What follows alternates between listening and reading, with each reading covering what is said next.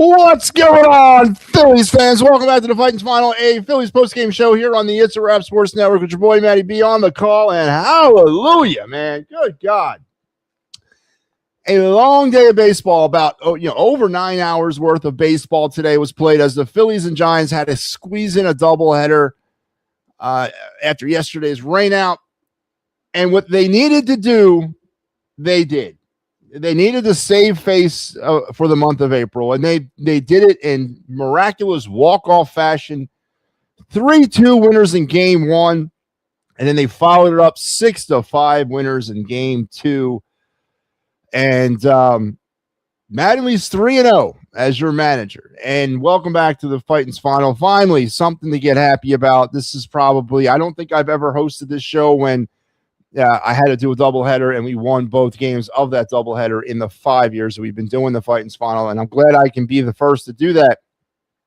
I'll get that out of the way with tonight, and sort of, as I said, save face for the month of April. They finished the month 10-16. I'm okay with that. I hate to say that, but I'm actually okay with 10-16. It doesn't really necessarily – it's not close enough to 500 for the month to say that mission accomplished, but really it's not far enough away from under 500 to say the month was a disaster. The month was a disaster, but to finish it up with 3 straight wins, a series sweep, your third series win, your first sweep, against the Giants and a coach and a manager and Tony Vitello, who probably will be he might be following suit as one of the fired managers. He is out of his depth right now as the manager of the San Francisco Giants, and it couldn't happen to a better person. I can't stand that guy. I've had a lot of personal one-on-ones with him in my life, and I do not like him. But and just as they've been losing, the way they were losing with so demoralizing and so lifeless today, it just sort of kind of flipped the script as they battled back in both games and found a way in extra innings to win the game. And God help us, I saw sacrifice flies. I saw sacrifice bunts. I saw pitchers coming back in after only throwing 5 pitchers or facing a batter and coming back for the next inning. I saw things that I thought no longer existed in baseball after watching Rob Thompson for 5 years. And it was such a breath of fresh air. You can definitely see the Don Mattingly influence on this ball club at 3 games in. And they handled business tonight, salvaging somewhat the month of April, finishing 10-16, moving to 12-19 on the season.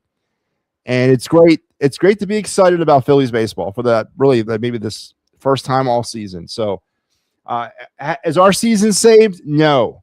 But is it lost? It ain't. And now it's just kind of let's just do what you got to do. Keep it on moving forward. What a day it was, Elephant. It was absolutely a day. Does that count for 2 wins? It does. Damn right it does. I get 2 wins, man, and that's another big thing. I hadn't been on this show in a hot minute to talk about a win. I haven't been. And now I get to talk about 2 of them and get credit for both of them. So could not have been a better day for me as well. Donnie Baseball, absolutely. That what you call a sweep. It is, Star Wars. It is, because just as we've been ragging on this team for being so lifeless and uninspiring, they came out here tonight and they took it to them, man. I mean, it's the Giants. The Giants stink. They do. They really stink. And their manager's out of his depth. Made some questionable moves there at the end of Game 2 about pitching to certain batters. But the Phillies hadn't been doing their business. They hadn't been handling their business all month long. And, I don't care if it was the Giants, Dodgers, Braves. I don't care who it was. It's good to get back and feel this way about this baseball team, at least for one night. And at least, to start feeling better about their ability to compete. And, you can call it kismet all you want, and you can call it the firing effect that the Phillies are playing good baseball. I don't, because they're doing things in this game that Rob Thompson would never allow them to do. Rob Thompson wouldn't have bunted in any of those situations tonight. Not one. Not one of those situations would he have bunted. Rob Thompson wouldn't have done that. And of course, we all know Rob doesn't go back to relievers after they come in the half inning. He doesn't very rarely, if ever, goes back to those same guys in the top of the other inning. And another little known fact that kind of escaped some people in game one, as Lazaro was laboring in game one of this series, as he started to struggle a bit, he had people in the bullpen warming up before the bottom fell out. When was the last time Rob Thompson did that? Rob usually waits until the bottom falls out and then puts somebody up to get loose. I'm not saying Don Mattingly is going to win us a World Series, but good God, we're going to get back to playing fundamental baseball, and that's, to me, a win in itself, to erase the stink of Rob Thompson baseball and to erase what was just, in my opinion, 5 years of dreck, 5 years of unfundamentally sound baseball by that manager. And, all this glazing about, oh, he's such a nice, sweet old man, and we're going to miss him. How many games has Rob Thompson managed to defeat out of the jaws of victory? You know what I'm saying? And that we don't talk about that. And obviously we don't talk as much as we should about the bad moves that Rob Thompson has done over the years. And I know Mattingly's going to have his moments. I get that. But to see fundamental baseball, 2 sacrifice bunts executed. Not the first one was back to the pitcher. I would have liked it more down the line. But the second one in the extra innings was a perfect sac bunt. It was a thing of beauty. Thing of goddamn beauty. Moves the runner into literally 90 feet away from winning the game with 1 out. Rob Thompson would not have done that. Or if he did it, he would have called it late in the count, and he probably would have fouled out or something like that. And that's Don Mattingly influence right there, folks. That's what the influence of a player or a manager that understands fundamental baseball. And you got to feel good about that. You got to feel good about that. And not to mention the fact that they won all 3 of those games. So good job by the Phillies. Again, 10-16 for the month of April, 12-19 now on the season. We got a lot to get into because I am here for both these games. I'm going to break down both of these doubleheader games today. You were on both games. Yeah, I was. I have the responsibility of breaking down both of them. So before I do, let's remind everybody that we are done with our little mini homestand. It's now off to the road for a mini road trip that's going to take us to South Florida in one of those wonky, weird 4-game series that go Friday to Monday. And here is your Fighting's final lineup for that series. Al will have you as part of his Philly Friday Frenzy twofer tomorrow night. I will be back Saturday and Sunday, and Mike Lauro will have you on Monday for the series finale before the Phillies come back home for a 6-game homestand against Colorado or Oakland or Sacramento and Colorado. So, we got to keep winning. Got to keep winning. They've won 3 out of their last 4. Let that sink in. But let's start talking about this game. Let's talk about the first one. Phillies with the 6-5 win. What can I say about this game? Chris Sanchez, a second consecutive straight tight outing by a Phillies starting pitcher, right? I mean, one of the problems with the issue with this team has been its starting pitching and not able to go deep in the games. Sanchez today went 6 2/3, could have probably gone 7, threw 85 pitches in those 6 2/3. Kind of had a little issue on the hill there about being taken out, but he got taken out. But in those 6 2/3, 4 hits, 2 runs, they were earned, 3 walks, 7 strikeouts. Did his job perfectly. Another solid outing, a second straight solid outing by a Philly starting pitcher. Kerkering, Banks, and Sugart, who had himself a day today, gets the win, and they held off the Giants, of course, in extra innings 3-2. Big hero in this game, Justin Crawford finishes the day with 3 hits, a RBI, and of course the most important walk-off RBI in extra innings on the infield single to get the Phillies the win. He was probably my offensive MVP. But again, strong games from Crawford, strong games from Garcia, as the Phillies powered 10 hits to help them in their win. They got the home run from Schwarber, who had himself a decent home run day today. He hit 2 of them. So that was your offensive standouts for the Phillies. On the Giants side, Ramos, Chapman, and Schmidt all had multiple hits in this game. Ramos had 3 hits, but again, the Giants were befuddled 2 for 9 with runners in scoring position. They were left here by Phillies pitching. They left 9 on base in total. Logan Webb went seven hits, 1 run. He pitched well too, or it was earned, 2 walks, 6 strikeouts, and a home run, 92 pitches through those 7 innings. Miller and Walker would come on. Walker gets the loss. Your scoring summary: Luis Arraez would ground out to second, scoring Ramos in the first inning to make it 1-0. Then Schmidt would get them up 2-0 as Chapman would single in. Schmidt would single in Chapman. And, Sanchez had a rough first inning, but he really settled down and he really locked it down as we went into this game. Phillies would get back in this game in the bottom of the first with the Schwarber home run to make it 2-1. And then in the 9th, as our chances were dwindling, Bryson Stott with the triple to knock in Garcia to tie it. And then Crawford would then reach on the infield single, scoring Bryson Stott. And there you have 3-2 on the score. Phillies 2 for 8 runners scoring position. They left 6 on base. Harper would ground into 2 double plays in this game. That's not very good. But that's how you get 3-2. And what can you say about the hitting and the clutch hitting in that first game? Obviously from Crawford to come up big in that situation. And then Stott. I'm not going to try to take away anything from Bryson Stott on this. He was only 1 for 4, but there was a huge hit in the 9th inning there to tie the game.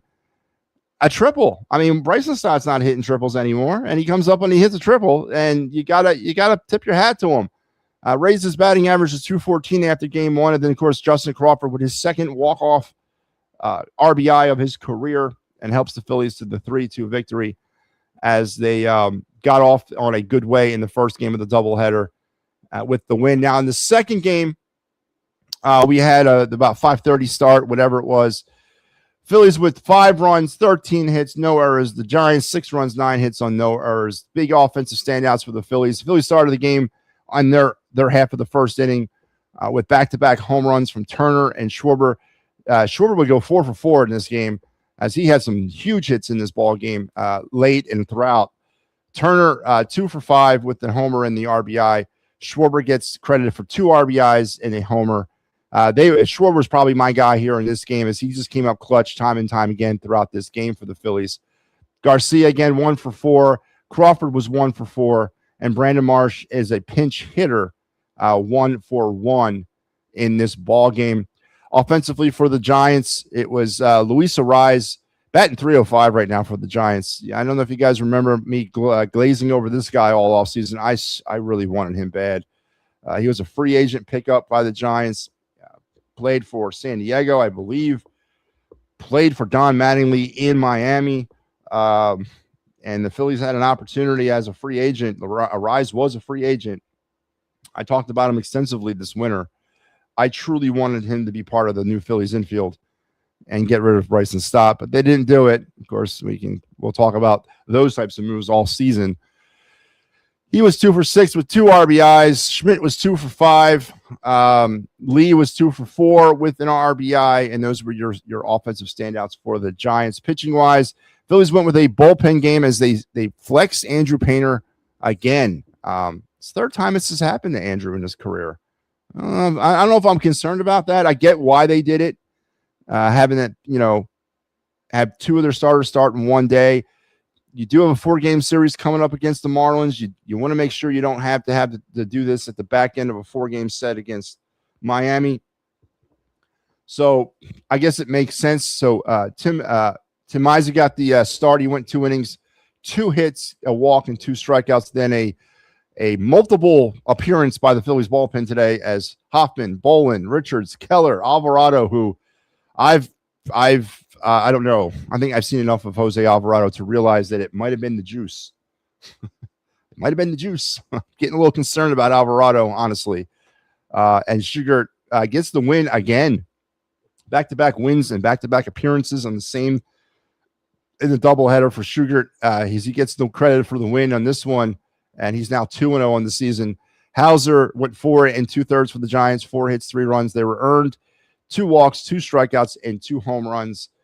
Brokowski, Killian, Wynn, and Gage gets the loss for the Giants, and that's how their pitching went. This game would start with the Phillies getting it going. Back-to-back home runs, as I mentioned, in the first inning. Turner and Schwarber to jump the Phillies out to a 2-0 lead, but then the Giants would claw back, scoring one in the fourth with the Ramos sac fly, and then one in the fifth with Devers sac fly. Things are now 2-2, but the Phillies would go right back ahead in the bottom of the fifth with Garcia would knock in Schwarber and Turner to give the Phillies the 4-2 lead. But here come the Giants again in the sixth. Arise would single down the right, scoring Gilbert and Lee to tie it. And then the Giants would take the lead in the top of the ninth over against Jose Alvarado. Lee would knock in Schmidt to make it 5-4. But here come the Phillies in the ninth. Another down to their last strike. Kyle Schwarber, clutch as hell today.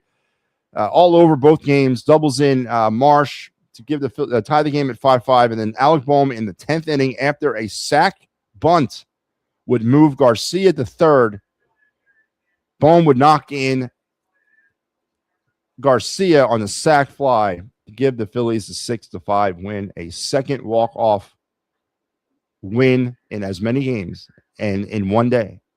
And then the Phillies win 6-5. The Phillies would would go 2 for 10 with runners in scoring position, leave 8 on base. Turner and Garcia rounded into double plays in this game. If there's one negative thing to talk about Don Mattingly since he's taken over, the Phillies have rounded into 5 double plays in his 3 games, whereas Rob Thompson only had 9 in 28 games. But you can attest to the fact that the Phillies bats have woken up under Don Mattingly and that they're getting on base, and there's more opportunities to ground into these double plays probably. For the Giants, they would leave 15 on base. They would go 3 for 13 with runners in scoring position. And there you go. And that's how you get 6-5 Phillies with the win, the sweep, the sweep of the series, the sweep of the doubleheader, and the Don Mattingly effect in full effect right now, making people forget about Rob Thompson a little bit more faster. Of course, he's made me forget about him already. So a couple of things I want to talk about I'm going to do my Broad Street bottom line, and I'm going to combine both games into my Broad Street bottom line. This is because I think it's applicable for both games. And so let's get into my Broad Street bottom line right now. And there we go.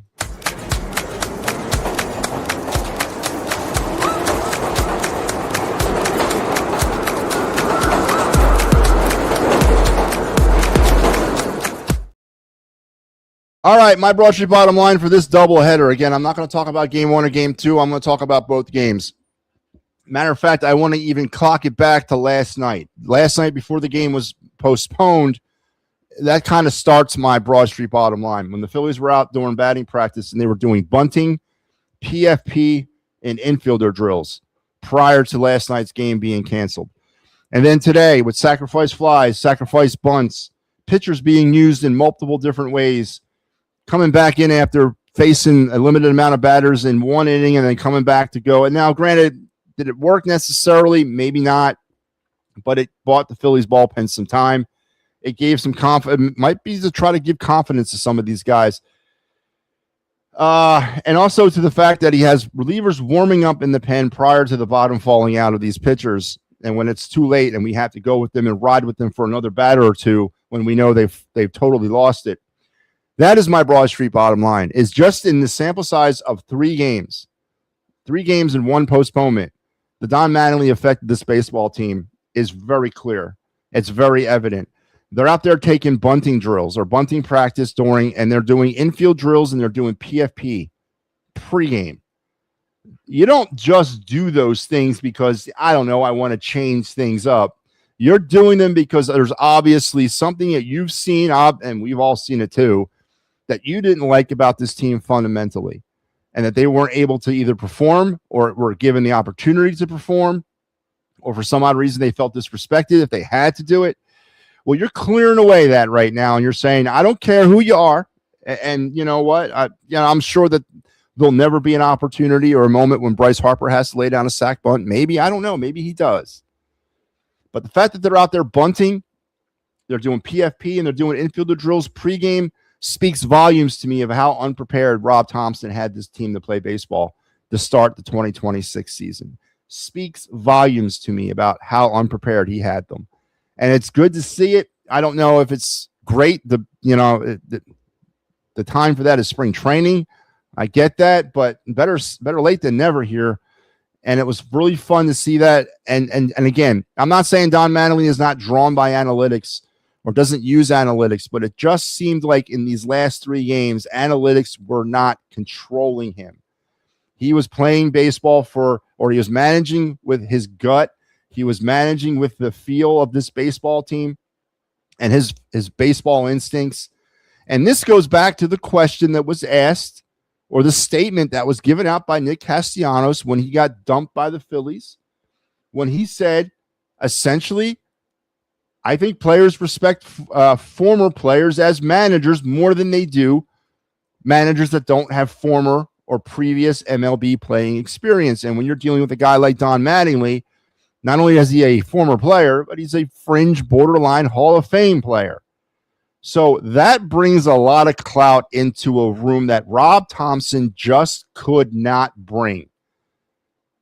The time of Rob Thomson to come in here for this baseball team, to take over for Joe Girardi, maybe you needed a different voice. But Rob Thompson's effect on this team and the way he either catered, kowtowed, kissed ass, ignored things, whatever it was, began to hurt this ball club as we moved along through these seasons. And you saw the culmination of it heading into 2026. The wheels they're doomed to come off. They were, honestly. And to see Don Mattingly come in with just really his resume as all that he has armed with. I mean, the players have known him for what, 2-3 months? They don't really know him that well. Some guys have worked with him before. Some have not. Most have not. But to come in with his baseball pedigree, with his player pedigree, and start laying down sort of the law from the very beginning is exactly the change that this team needed. It was exactly the reason why Don Mattingly, or a player or a manager like Don Mattingly, who's got that kind of clout, was needed for this team. And I don't know if there's a long-term success rate attached to this. I don't even know what the short-term success rate of Don Mattingly is going to be here in Philadelphia. I don't. But all I do know is that I feel respected now. I feel respected now that our team is run by Don Mattingly. I don't have to hide my face in shame anymore when people ask me, who's the manager of the Phillies? It's Rob Thomson. No, I can stand up proud now and stick my chest out and say it's Don Mattingly. He's the manager of the Phillies because he brings that kind of clout just with his name. And the same way that that's working on the fans, it's working apparently on the players as well, at least through 3 games. So my Broad Street bottom line for these 2 baseball games, and essentially for this entire series, I didn't have game 1, Al did, but my Broad Street bottom line is the Don Mattingly effect is real. And what he's bringing into the clubhouse, at least when it comes to reputation, is real. And the team's got life again, at least for these 3 games. And I'm not taking away the fact the Giants stink. They do. They absolutely do. And Vitello is really operating out of his depths right now. He probably won't make it through the season as their manager, and I would not be surprised if he did not. But the Phillies weren't even able to beat teams like the Giants a week ago.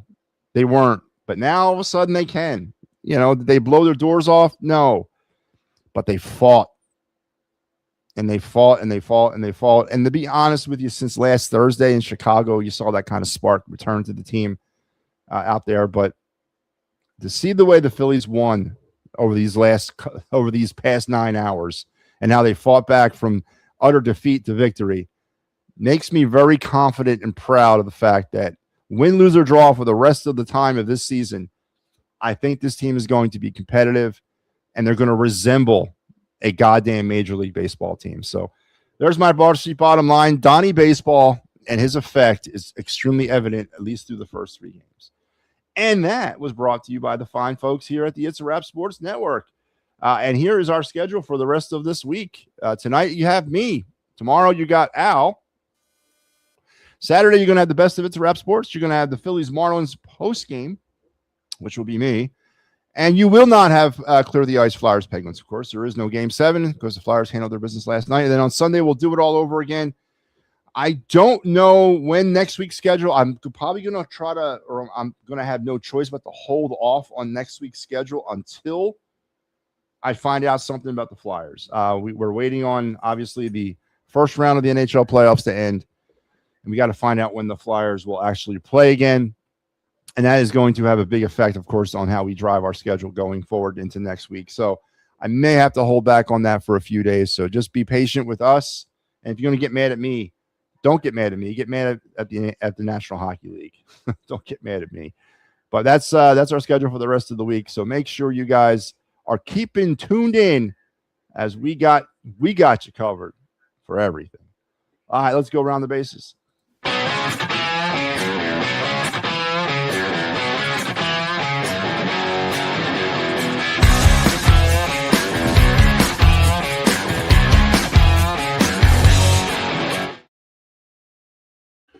All right, let's go around the bases on this Thursday. Games that are still ongoing. It's 6-1 Twins over the Blue Jays. They are into the bottom of the eighth. It is 5-2 Tigers over the Braves. That game is final. Is that the only game going on? That's only one game going on. That was the Blue Jays Twins. So games that have gone final. 5-2 Tigers over the Braves. So we made up some ground. We made up a game here. It was a game and a half, I think. It was 10-3 Baltimore over Houston. 10-5 St. Louis over Pittsburgh, 6-4 Reds over Rockies, 5-4 Nationals over the Mets. Mendoza's going. Does he? He probably survives the weekend, and they're going to make a move. They're going to have to make a move. The Mets, I don't know why they haven't. They're going to make a move by Monday. Just bear with me on that one. It was the Brewers all over the Diamondbacks, 13-1. It was the A's 6-3 winners over the Kansas City Royals, and it was the Astros 11-5 over the Baltimore Orioles. And here in Philadelphia, the Phillies took 2 from the Giants in a doubleheader, 3-2 and 6-5, swept them right out of Philadelphia. Their first series sweep of 2026, and the Phillies' third series win of the season as well. On tap for the Phillies, well, it's off to South Florida tomorrow night in a very interesting series against the Miami Marlins, who are not your father's Marlins. I mean, they're playing some really good baseball with some young players who are really unpredictable. Zach Wheeler will be given the bump tomorrow night against Eroy Perez, and that'll be a 7:10 start time in your local viewing areas. And the Phillies will be doing this crazy Monday or Friday through Monday 4-game series against the Marlins this weekend. So we got to keep it rolling, because we're going to flip the calendar now. We're going to go to May, and we're going to hopefully try to put some of this stuff behind us. And again, they saved face a bit. They finished April 10-16, right? They finished a combined 12-19 for March and April. It's nothing to write home about. I got you. But boy, it could have been worse. It could have been a lot worse. So now you can kind of build off the momentum from April and go into hopefully this 4-game series and continue to play hard and hopefully take 4, 3, whatever, split, whatever, and get back to Philly to face the Rockies and the A's. So, I mean, it could be worse as the Phillies wrap up the month 10-16. Phillies finished the month of April 10-16. They got to do way better in May. They do, and they're, and again, I'm not going to sit here and give the Phillies. I'm not going to fall on history here, Jose. But May has been a good month for them over the last 3 seasons. It's been a really good month. I believe 19-9 last year was their month, was their record in May. I definitely could use a 19-9 May here. We all could use a 19-9 May. But May has been traditionally over the past 3 years or so pretty good for them, as they've, I think since, so it's 23, 24, 25, the last 3 years. It's been they've had strong month of Mays. But there's no doubting the Phillies missed an opportunity in April. I mean, they played basically every team they played in April was not a playoff team last year, and they struggled hard. But maybe sometimes you got to bottom out to get up, to rise up, and they did. And we got rid of Rob Thompson. And as I said, at least for the first 3 games of his career, you can definitely see the Don Mattingly effect on this baseball team, as they are now 3-0 under Mattingly, and they're playing somewhat baseball that resembles a Major League Baseball team.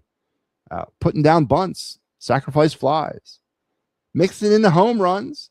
They're batting .308 with runners in scoring position under Don Mattingly. to start his career. So, again, all positive things as we look to move forward into the month. So, Phillies sweepage today, swept the doubleheader, swept the series. Giants right on out of town. And the Phillies finished 10-16, 12-19 now on the season. We'll be back tomorrow night for the Philly Friday Frenzy with Big Al. He'll also wrap in the Fightins final. So it's been fun. It's good to be talking about a win. It's really good to be talking about a doubleheader sweep. It's really, really good to be talking about a series sweep, as we hopefully are going to put Humpty Dumpty back together again as we move forward into the month of May. You guys have yourself a great rest of your night. And you know what? It's been far too long since I've had to ask this question, and I'm so happy that I get to ask it tonight. And here we go. Harry the K, what you got?